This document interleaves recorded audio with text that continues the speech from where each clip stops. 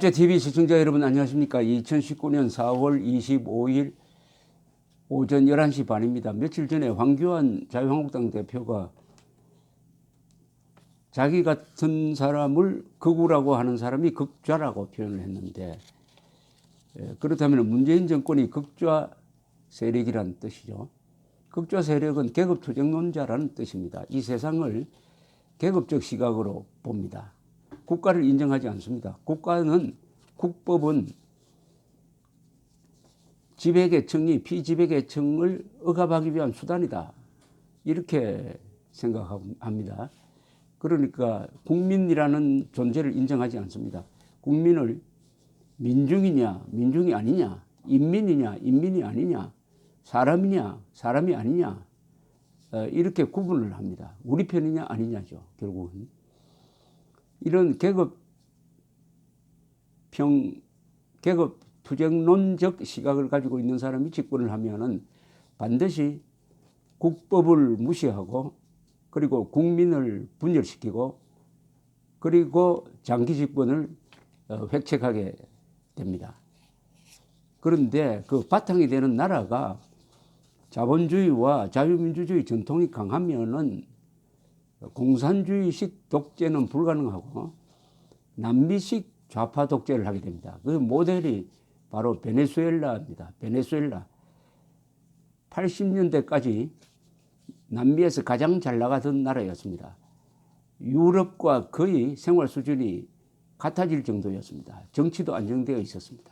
그러나 차베스가 선거를 통해서 대통령이 된 이후에 좌파 파퓰리즘 정책을 펴고 쿠바라는 나라를 종주국으로 모시면서 이런 계급 독재를 함으로써 이 나라가 지금 남미에서 가장 못 사는 나라가 되고, 물가 상승률은 연간 1000만%를 돌파하고, 국민들의 몸무게가 영양실조로 10kg씩 빠지는 이런 지옥으로 만들었습니다.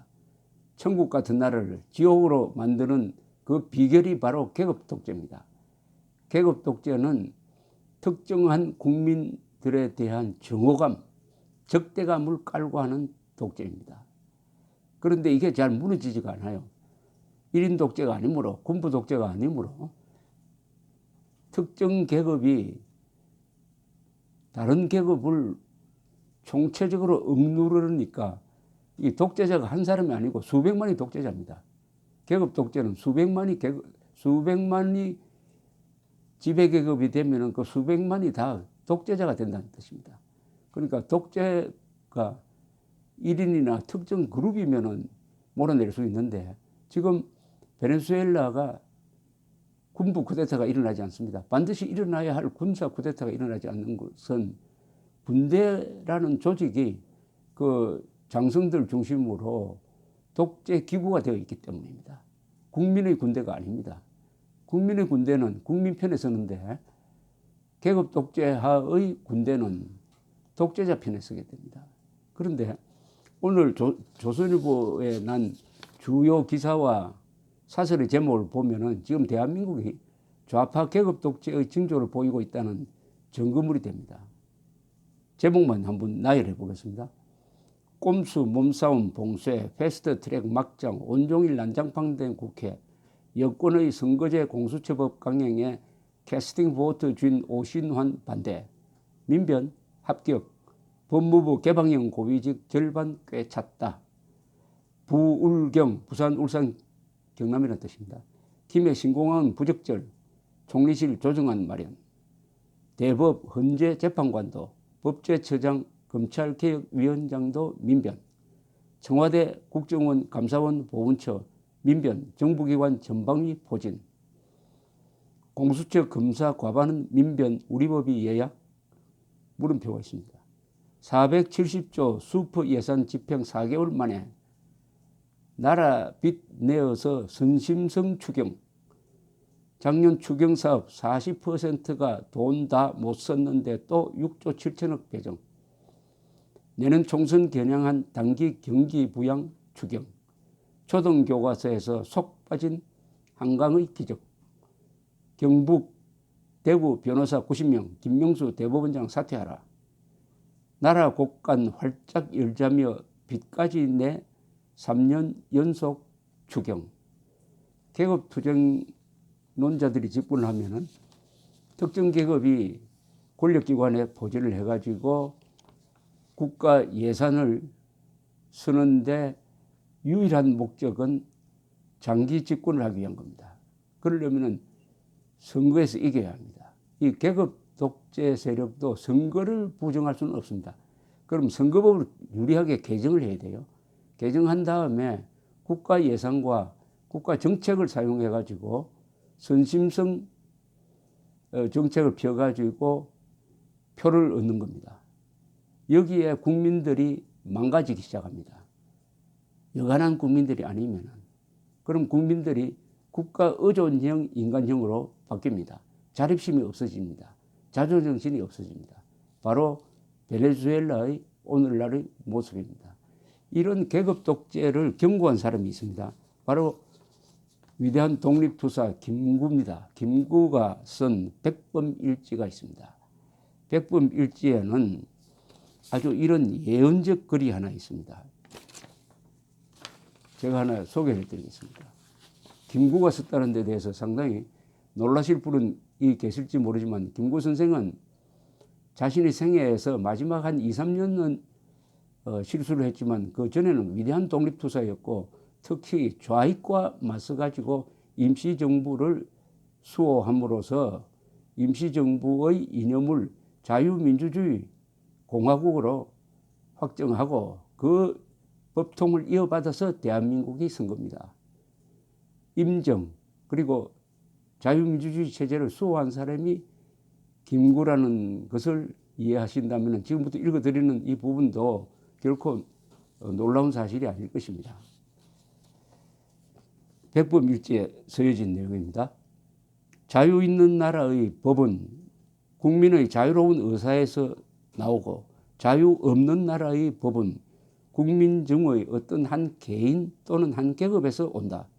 한 개인에게서 오는 것을 전체 또는 독재라 하고 한 계급에서 오는 것을 계급 독재라 하며 통칭 파쇼라고 한다. 나는 우리나라가 독재의 나라가 되기를 원치 않는다.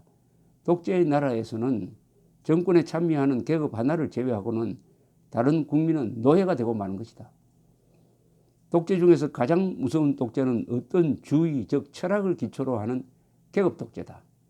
군주나 기타 개인 독재자의 독재는 그 개인만 제거되면 그만이거니와 다수의 개인으로 조직된 한 계급이 독재의 주체일 때에는 이것을 제거하기는 심히 어려운 것이다. 이러한 독재는 그보다도 큰 조직의 힘이거나 국제적 압력이 아니고는 깨뜨리기 어려운 것이다. 우리나라의 양반 정치도 일종의 계급 독재이거니와 이것은 수백 년간 계속되었다. 이탈리아의 파시스트, 독일의 나치스의 일은 누구나 다 아는 일이다. 그러나 모든 계급 독재 중에도 가장 무서운 것은 철학을 기초로 한 계급 독재다. 철학적 이념이라는 뜻이죠.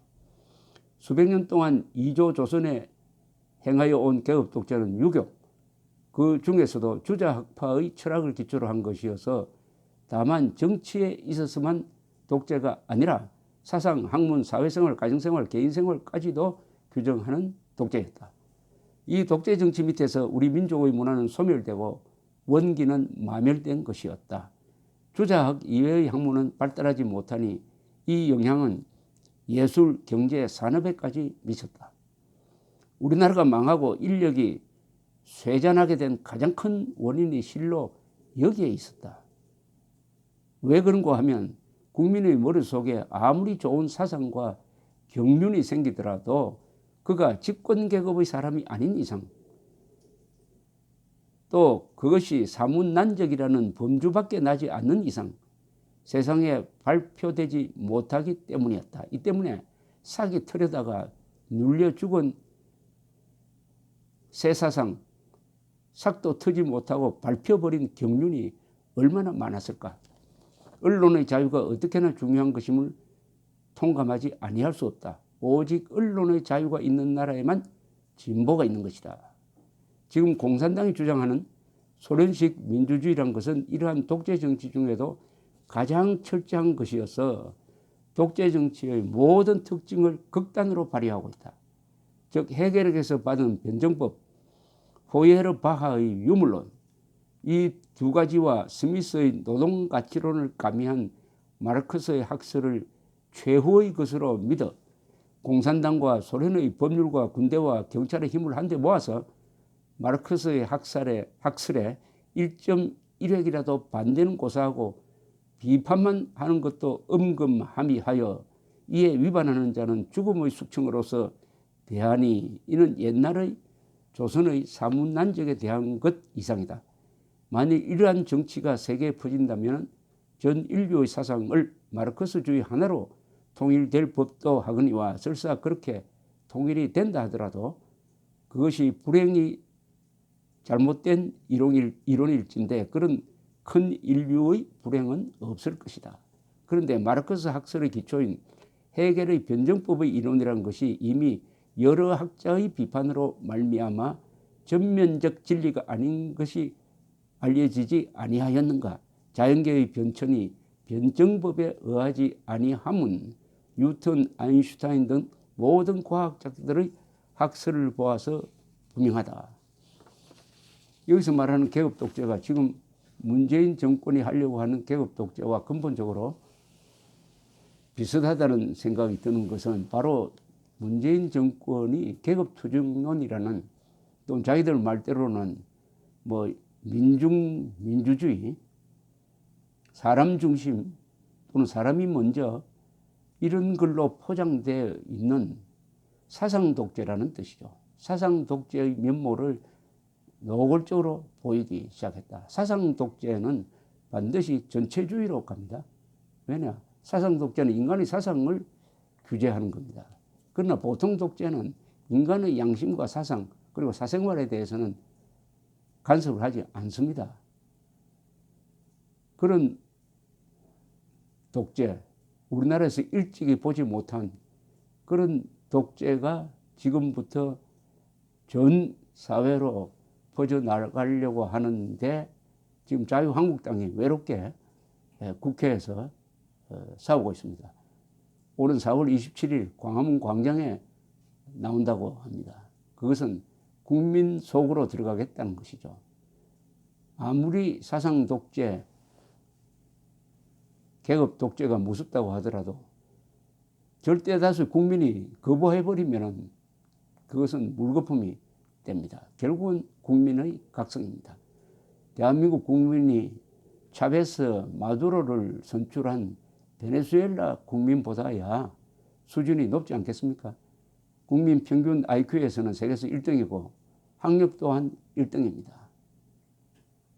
학력이 가장 높고 가장 많이 배우고 세계에서 가장 머리 좋은 사람이 또 부지런하는데도 세계에서 1등입니다. 그렇다면 한국에서는 이 계급 투쟁을 시도하는 세력이 결국은 역사에서 몰락하지 않을까 이런 희망도 가져옵니다. 문제는 침묵하는 다수는 행동하는 소수에 끌려간다는 사실입니다. 다수가 행동해야 침묵하는 다수가 그 침묵을 깨야 계급 독재라는 이 악몽에서 벗어날 수가 있을 것입니다. 감사합니다.